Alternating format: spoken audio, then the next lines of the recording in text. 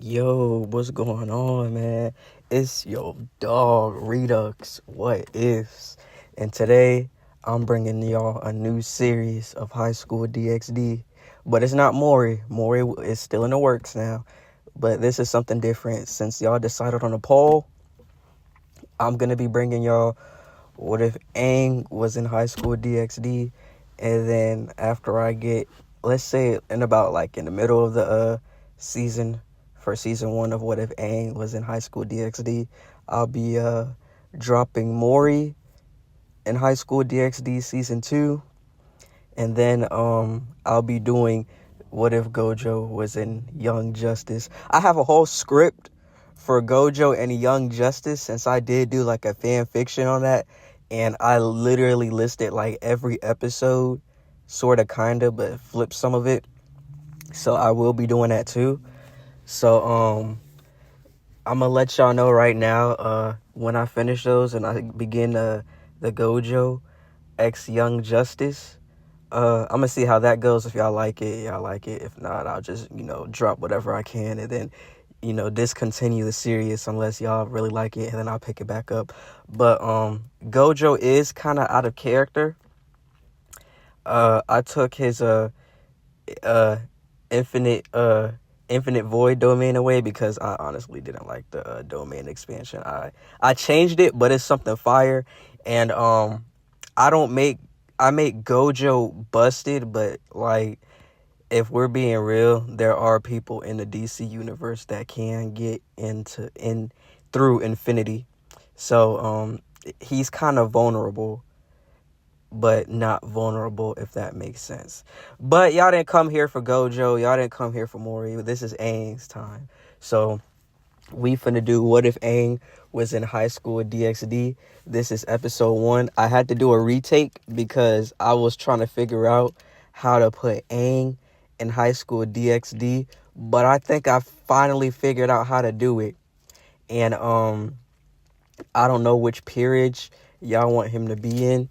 So I kind of figured, it would best to, put him in a Satiri household in Sona's period, since, Sona's always serious. So I feel like Aang's personality would rub off on Sona a lot, and that would make Sona fall in love with, with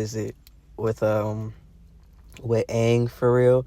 But I was thinking about doing the same thing with Aang and, Aang and what else?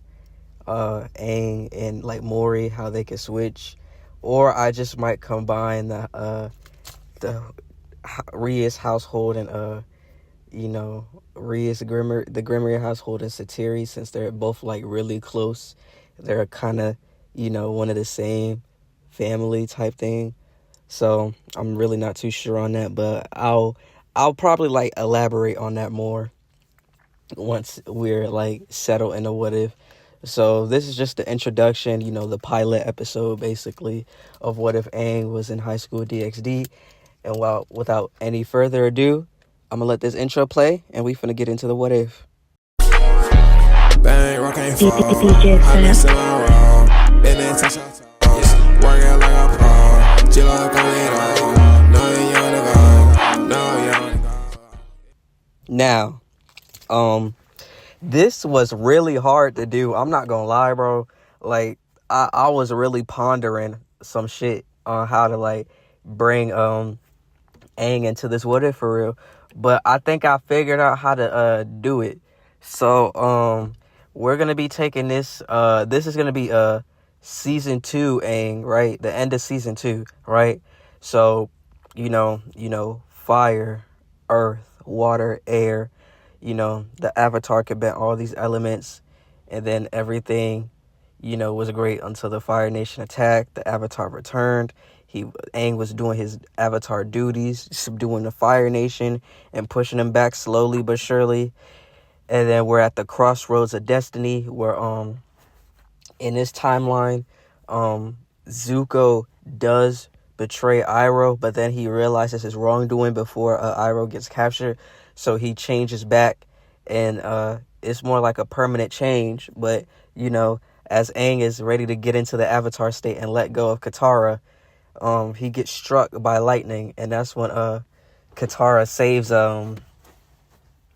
that's when Katara saves Aang, right? And so as that happens, she gets into the waterfall, makes like a little waterfall elevator as she like basically like blasts herself up with water, right? And so with that being said, basically, everything like goes into canon. They fly on Appa, Zuko and Iroh go along as actually no, Iroh still stays as he was holding back, the team that they were the Dai Li, my bad, not the team. The Dai Li. So Iroh gets captured, but Zuko goes along. And so that's when Katara uses her spirit healing water. But this is when it works, but that's when Aang fades away, saying that he's thankful for all the times and that he's sorry that he failed. And then as they all realize what is going on, Aang is dead. Aang died.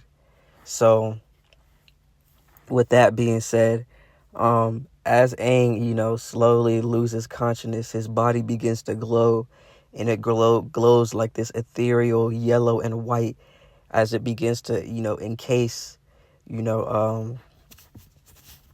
everything and everyone.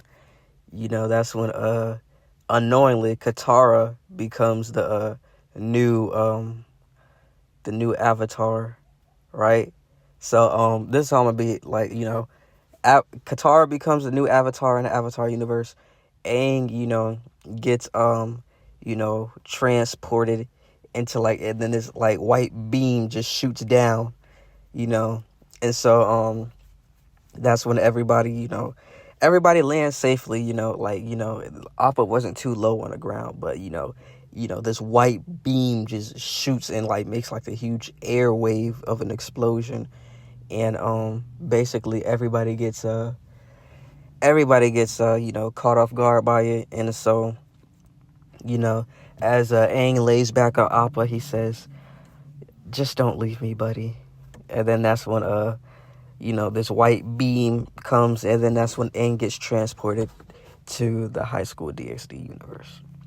Now we cut to the High School DxD universe where Aang is in limbo along with Appa.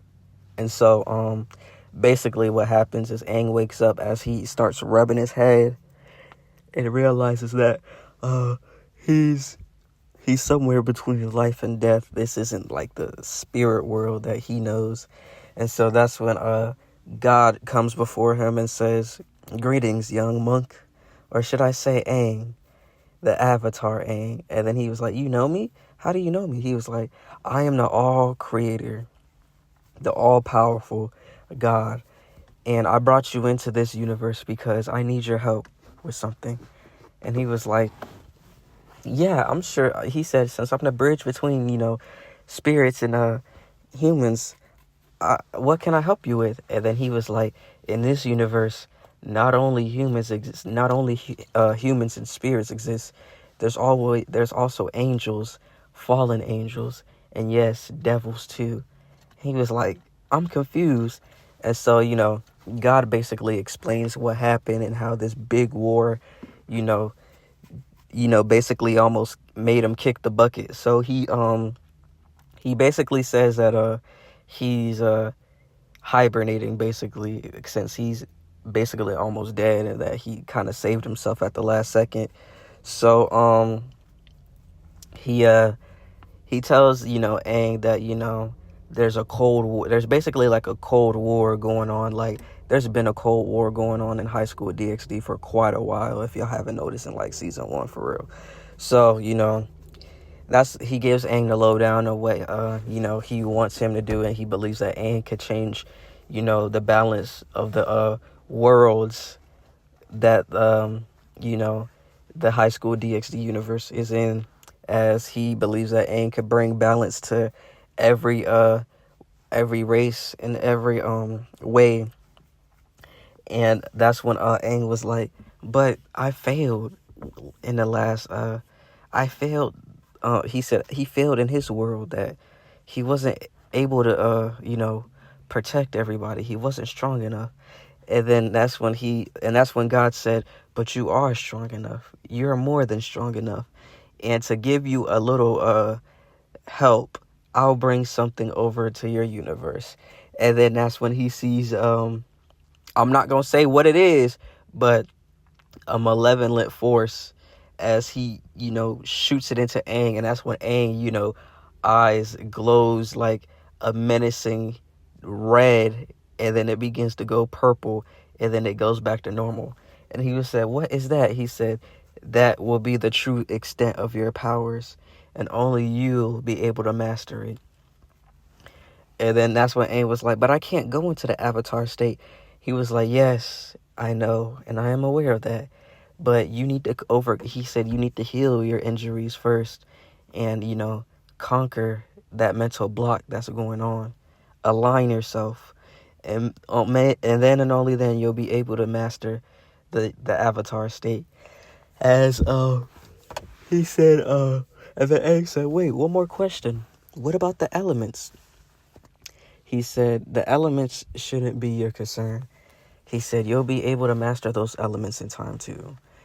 But without any further ado, looks like our time is up, and, you'll have to start your journey. And then that's when everything begins to go bright. And then that's when, speaking of a journey, it begins right now. Somebody is summoning for you. And then we see Rias and Sona and her peerage teaming up together, to save. Let's just say I'm gonna drop Aang in the middle of. I'm gonna drop him when they're fighting. They're gonna be fighting Yuma again, Rainier again, right? As it's not where Aussie is at. They are fighting her again since she brought backup, and then that's when Sona came to assist Rias and everybody, right? And it seems that Rainier is like everybody in this in the Aang version is a little stronger too. So while they're fighting, Issei gets hit by a light spear trying to protect Rias, and everybody's doing their best, but it seems like the angel backup is overwhelming them, even with Sona's support. And Sona's fighting them with magical water and all that other stuff. How she has a very great affinity for water, and so that's when Sona takes out her evil piece that she was saving, and then that's when she uses it, and then she asks Rias to cover her, and then she was like, oh great, he said, oh great spirit, I summoned a servant. I don't know. She was basically, saying that, she doesn't know where she's going to get this servant from, but she needs a servant, and she needs them to help her and her comrades win this battle that they have going on. And so that's when Aang gets sucked into the light, and he was like, what? And then he was like, wait, I still have more questions. And then as he gets, pulled in by the magic circle, that's when God basically says that, go, Aang, you'll figure everything out on your own. And he said, and only for this time, I will grant you, your true potential. As he snapped. And so that's when Aang was pulled in the circle. And then that's when Sona was, in awe, because she summoned a human. But Aang is like no normal human, though, as he basically, wakes up, and so he sees everything is going on. And as he wakes up, he noticed that, this is everything that, God talks about. But basically, he doesn't know that him and God were talking. He just know that somebody was speaking to him. He think it was like one of the great spirits that was like outside of the universe, basically.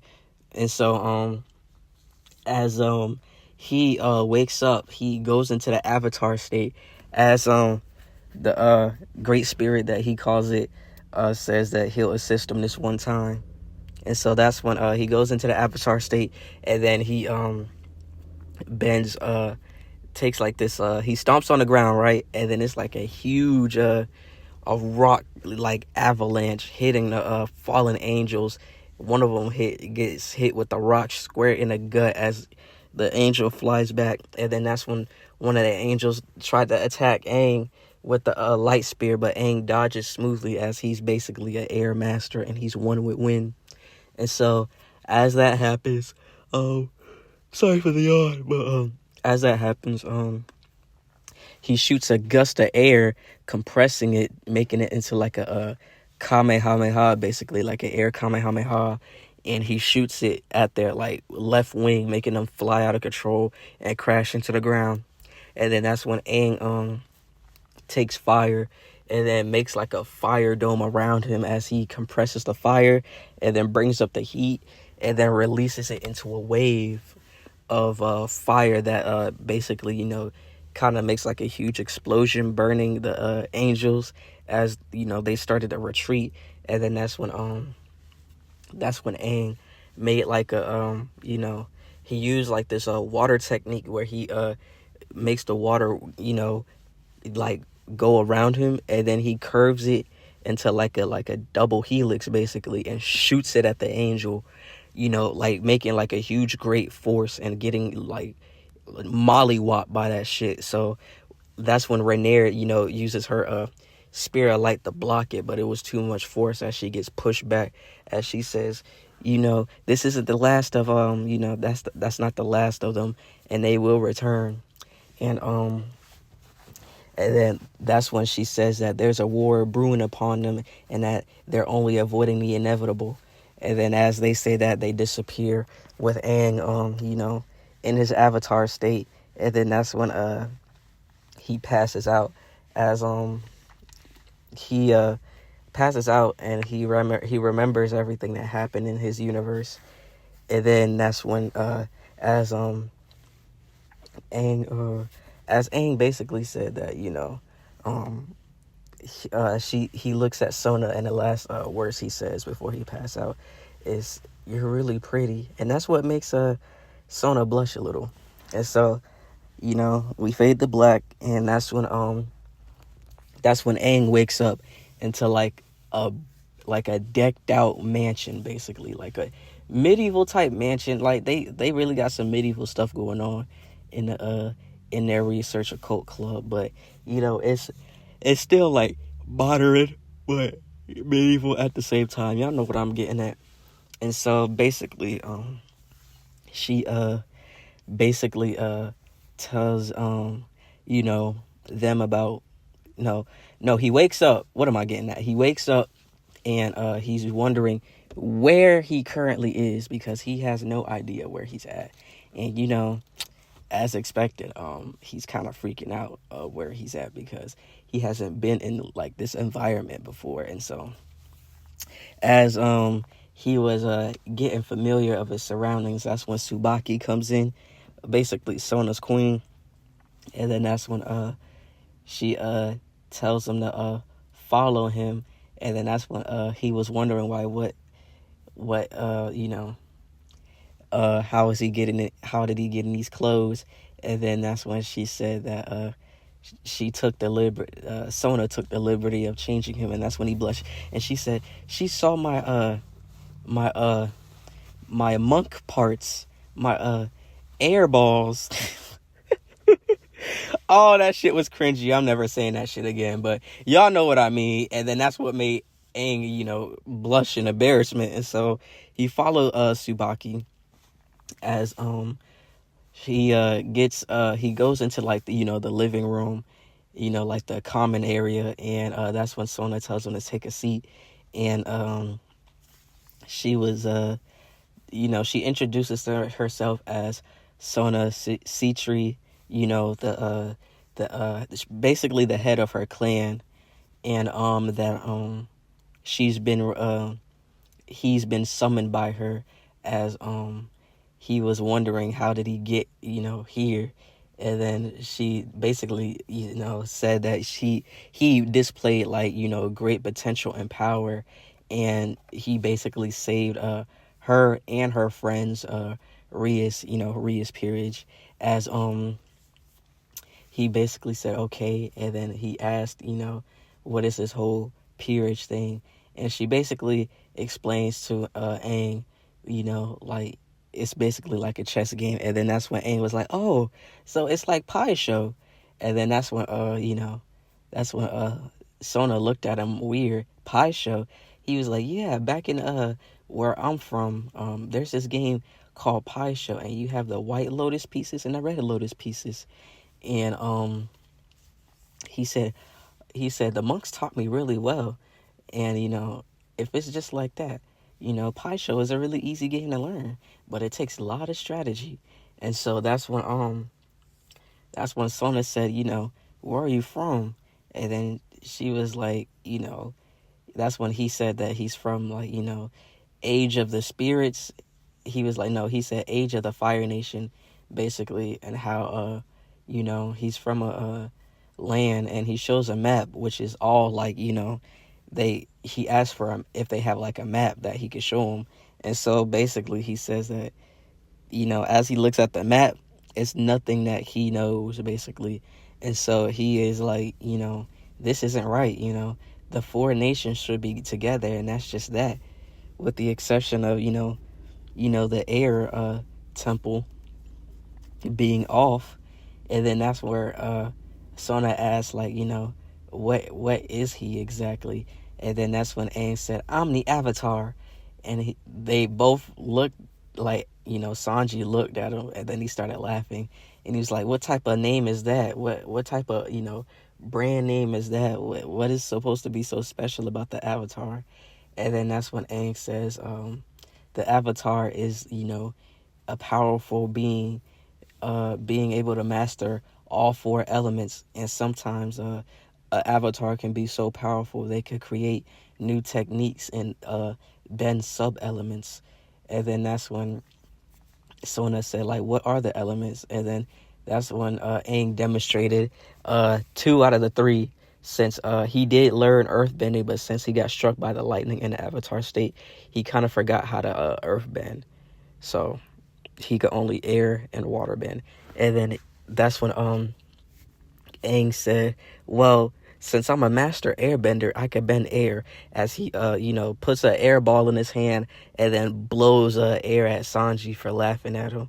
And then that's when Aang starts to laugh at for blowing air at Sanji. And then he said, and then after that he takes the tea that's like basically water from Sona's cup, and then he begins to bend it around.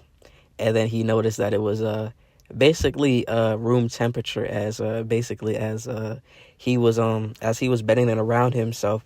He said, I could also bend water. And then as he was putting the tea back in Sona's cup, he reboiled it, basically making it hot again. And Sona was impressed by this.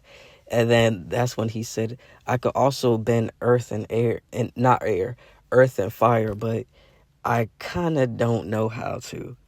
And then that's when Sona said, what do you mean you don't know how to?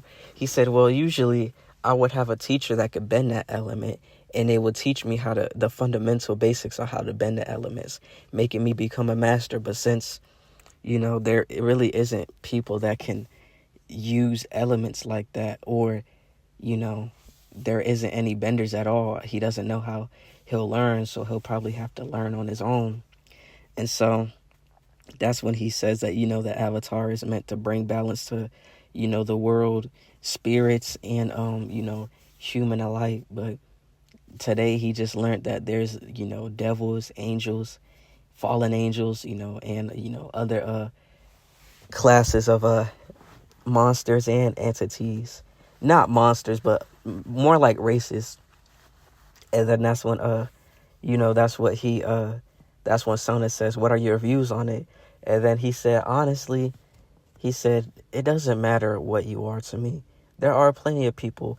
He said, I dealt with the prejudice people back in my world, and that, basically, he knows that, there are prejudice against, benders and non-benders, and how sometimes there are people that can't bend, and they get faced with the prejudice all the time.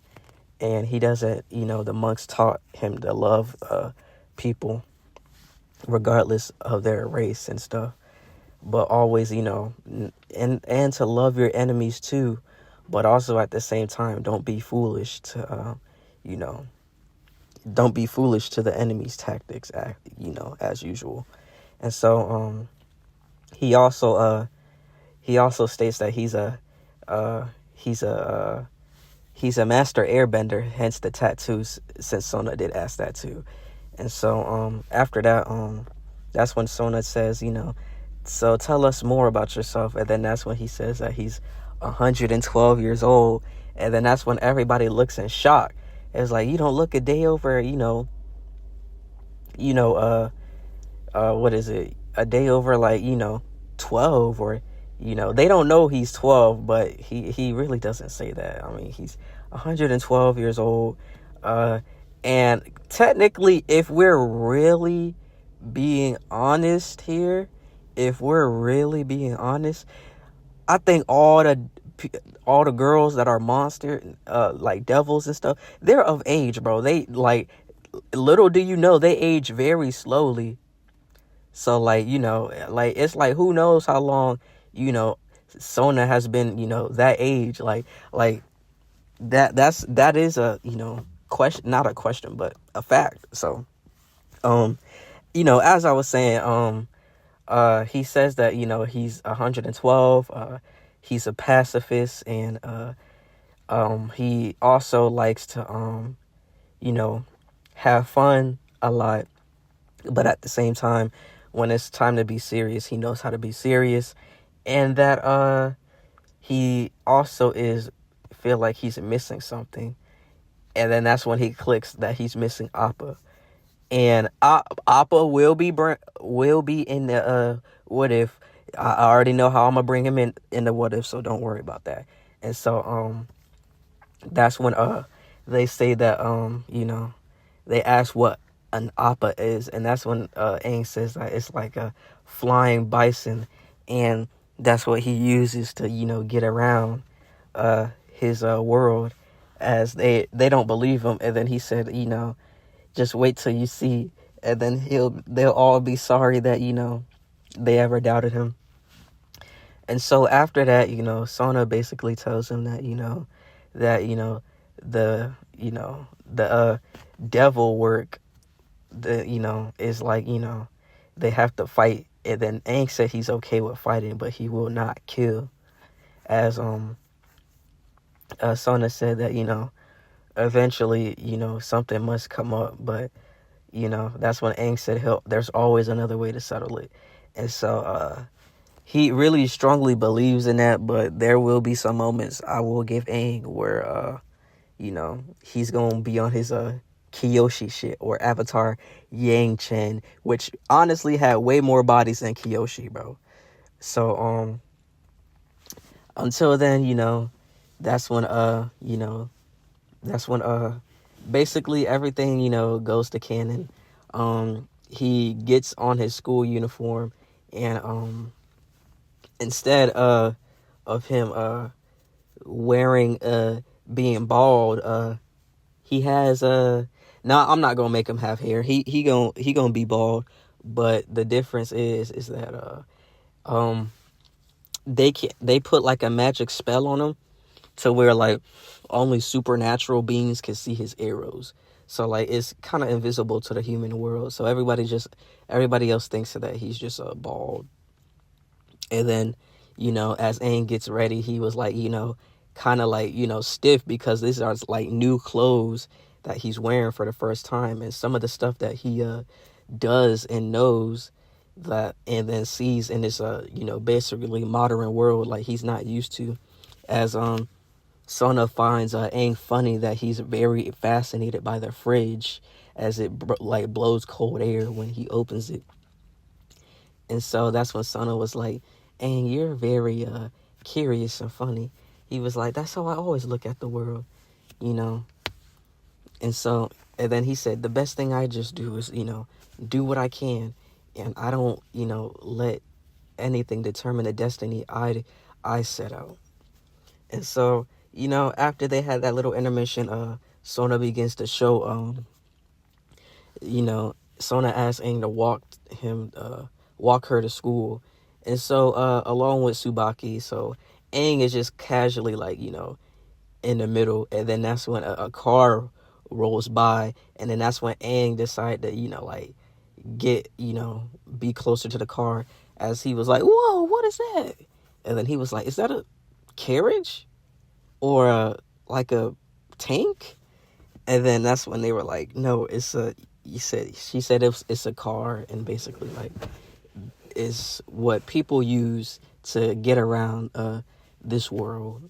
And so Aang is just basically learning about the world, and how as he pulls up to the school, there are a lot of beautiful women, more beautiful than Katara, but Aang said that it doesn't compare to Sona's beauty, which Sona doesn't hear, but actually I think they do hear it, but Aang is just ignorant to it, because I think they can like hear each other's thoughts basically.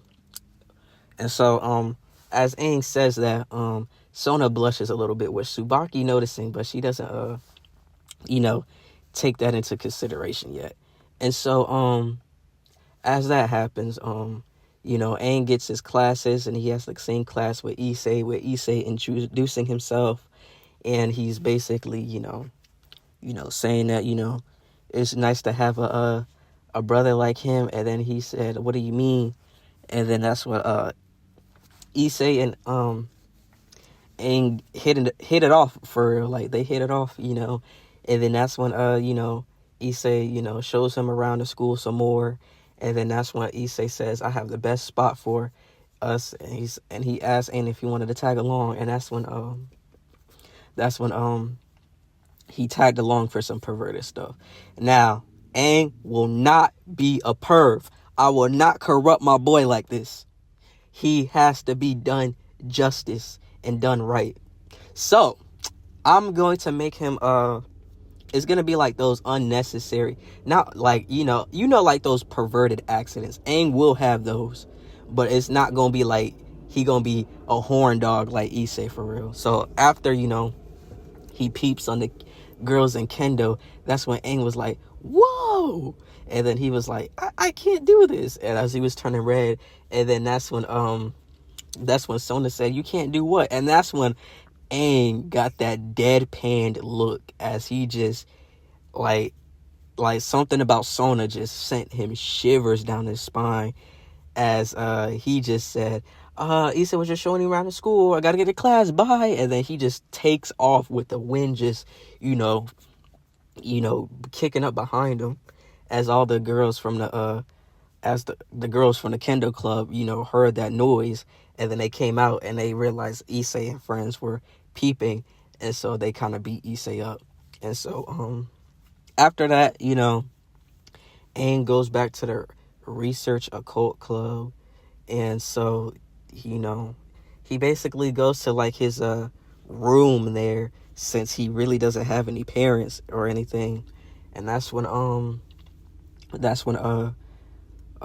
Sona said that they will figure out something for him, but until then he could stay there at basically their household. And so next day goes, and so everything pretty much goes as normal. But after school, this is where Sona basically goes in depth about devils and how to get stronger and stuff. And so with that being said, Sona sends Aang on his first mission, is to basically put flyers around the school and the city, basically trying to get out there, get summoners, and to make them more powerful and stuff. And so with that being said, I'm gonna leave this what if off. I'm not going by off a script, so it may sound jumbled and confusing, but knowing y'all already know what I mean and what I say. And so for part 2, I will try to do it a little better and add some more elements that are in the anime and not in the anime, so I can make, like, Sona have her own storyline basically, while keeping up with the canon in the High School DxD universe basically. So with that being said, I appreciate y'all for all the subs, bro. Like, we are almost at 40 subs, bro. Like, I really appreciate y'all for real. Like, this is like something I would have never expected to be taken off like this. And like, bro, like, y'all running them watch hours up, bro. Like, I didn't even know y'all could get paid from, actually, I did know y'all could get paid from YouTube, but I didn't know like how many subscribers you need and stuff. Like, we are almost there, bro. Like, all I just see is the numbers as milestones. Like, all I just see is like weeks to like get to like, 500 or 1,000. That's the goal, bro. Like, if I could get to like 1K, bro, I will be so happy. And you know like if I really get paid off of this stuff, like, that will be cool, because I see all these other what if YouTubers getting paid off of this, and I want to be like them. And then, like, I want to inspire other people to, like, if y'all want to be what if YouTubers, y'all could do that, bro. Like, I want you to take me as a testimony. If y'all think y'all can't do it, I'm doing it. And I'm getting all these views and all these likes and all these feedbacks, and I like really appreciate y'all, bro. Like, y'all really don't understand how much y'all are doing for me. And if my channel gets big enough, I want to expand into gaming for real, or just like, like talking about random stuff and state of the world and all this other stuff, because your boy is like really know about some stuff. But I really just like appreciate y'all, and I want this channel to grow. And once I get like enough subscribers or stuff, I will go into a gaming channel and stuff, like, and if I really should start a Patreon on some things, actually, no, I'm not gonna start a Patreon, bro. I'm not gonna do all that. I'm not gonna like beg for donations. If y'all donate to me, that's cool. Like, I really appreciate that. But as long as y'all watch the content and like what I put out, and like, that's enough for me. Like, the most I might do, like, pay wise, like, if you want like a specific what if to be done, I might charge like $5 or $10 depending on what it is, because I gotta like watch the anime. Or if you got a script, like, you could pay me to like do the script, and I'll shout you out. And I would say, like, all credit goes to this. I'm just like reading it, and just putting it into like my perspective, but still giving y'all credit. But like, I appreciate all the feedback. If people want to collab, I'm down with collaborations. Like, I'm really down for that. Or if y'all want to shoot me what if ideas, I will get to those ideas. If I forget, please forgive me, but just like, remind me. But other than that, man, I really appreciate y'all for all the love and support. I will be doing something special for if we reach 50 subs. I will be doing a 50 sub special. I don't know what it will be on, but I will be doing something special for that. So, like, overall, I really appreciate all y'all for all the love and support. I hope y'all enjoy this Avatar X High School DxD what if. And I will be pushing more of Aang X DxD out. That was a lot of X's, but like, I will be doing that. And then once I get to like part 4 or 5, oh, maybe 3, depending how it does, but most likely 4 or 5, I will be continuing season 2 of What If Mori Was in God of High School. And then that's where we'll be getting into the meat and potatoes of Mori's powers and abilities and his awakening to the Monkey King. But I'm gonna do that in a very epic way. Y'all gonna enjoy this, bro, for real. But without any further ado, this is Redux What If signing off. Appreciate y'all for all the love and support, man. I really couldn't be doing this without y'all. And I'm out.